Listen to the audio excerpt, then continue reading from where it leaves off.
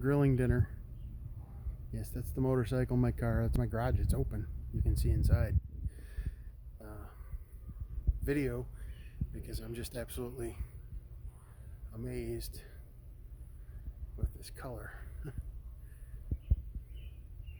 Came out here to start cooking, and you can just barely see it there between the houses. That is the early stages of a thunderstorm, cumulonimbus. They're forecast for tonight. Probably a little bit more to the north than they are here, but you can really see them blooming on the horizon, and oh yes.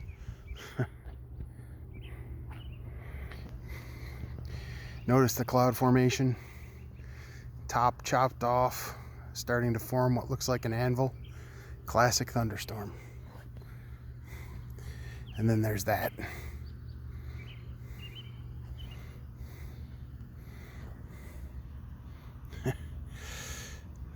Not bad. Not bad at all for flat, corn-fed, soybean infested Midwestern living.